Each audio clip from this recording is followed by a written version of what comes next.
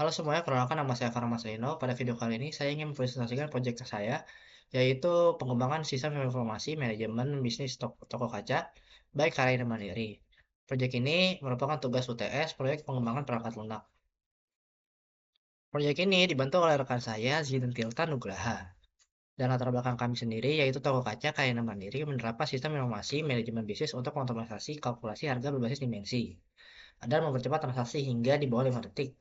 Lalu sistem ini mengintegrasikan pengelolaan stok secara real time dengan dashboard laporan laba rugi otomatis dan keamanan data transkripsi. Aplikasi ini memastikan operasional toko berjalan lebih profesional, efektif, dan modern.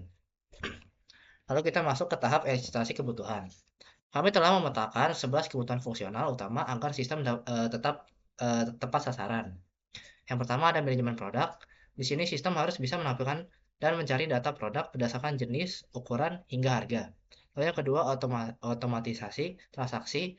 Di sini fitur unggulan kami adalah perhitungan harga otomatis dengan rumus P kali L kali harga per meter persegi.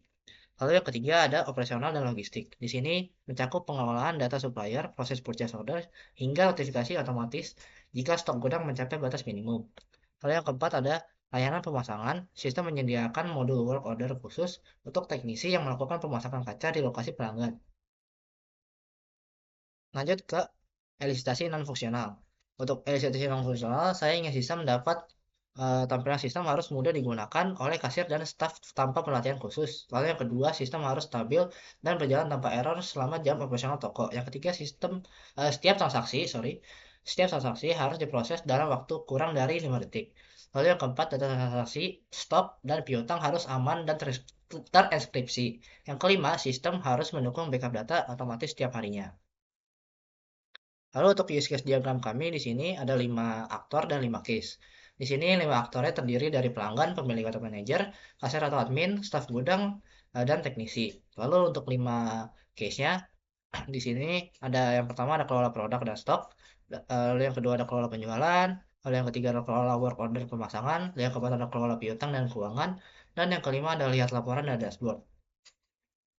Lalu lanjut ke spesifikasi use case. Di sini spesifikasi use case yang pertama yaitu adalah kelola produk dan stok, dan aktornya sendiri yaitu adalah staf gudang atau manajer dan manajer. Lalu di sini triggernya adalah staf gudang membuka menu stok gudang untuk memperbarui atau memeriksa kondisi stok barang. Dan untuk preconditionnya pengguna telah login sebagai staf gudang atau manajer. Dan untuk postconditionnya stok gudang terupdate dan notifikasi stok kritis terkirim ke manajer. Lalu untuk sukses skenario-nya di sini yang pertama eh, dimulai dari staf membuka menu stok gudang, lalu sistem menampilkan daftar status stok barang saat ini secara real time, sampai staf menyimpan data penerimaan, lalu sistem akan mencatat riwayat transaksi, lalu terakhir sistem akan melakukan pengecekan stok dan mengirim notifikasi jika ada barang yang mencapai batas minimum. Lalu alternatif flow-nya di situ adalah penyesuaian stok manual, yang dimana pada langkah ketiga jika staf melakukan penyesuaian stok manual, sistem meminta persetujuan manajer sebelum menyimpan perubahan ke database. Lalu yang di sini yang kedua untuk spesifikasi use case-nya yaitu adalah kalau penjualan. Untuk aktornya di sini ada kasir dan pelanggan. Triggernya, kasir membuka menu penjualan baru untuk memproses transaksi penjualan kaca kepada pelanggan.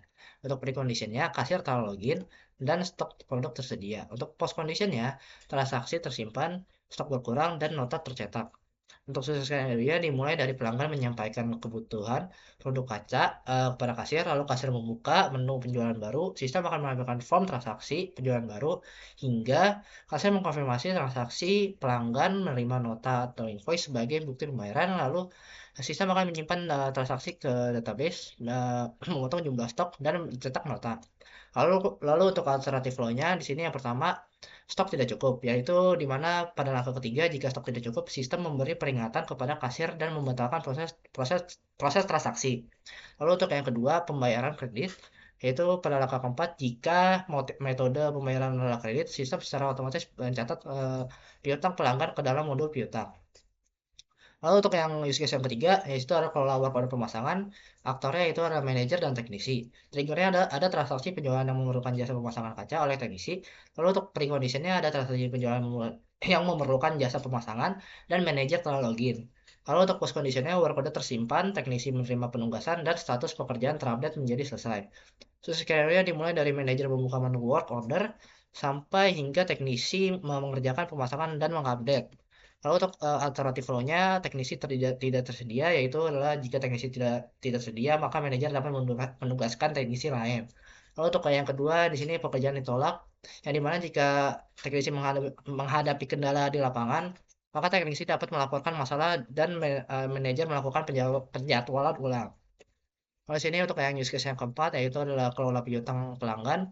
Faktornya adalah kasir dan admin. Di sini triggernya terdapat pembayaran cicilan dari pelanggan yang memiliki transaksi kredit atau piutang belum lunas. Preconditionnya itu terdapat transaksi penjualan dengan status kredit atau belum lunas.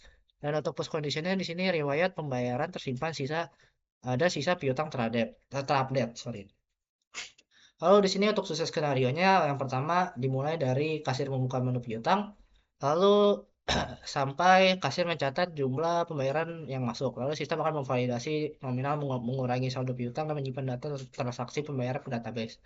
Lalu alternatif flow-nya di sini piutang lunas, yaitu adalah pada langkah ketiga jika total pembayaran melunasi seluruh sisa piutang, sistem secara otomatis mengubah status piutang pelanggan menjadi lunas. Lalu untuk use case yang kelima yaitu adalah lihat laporan dari dashboard. Di sini aktornya adalah pemilik atau manajer.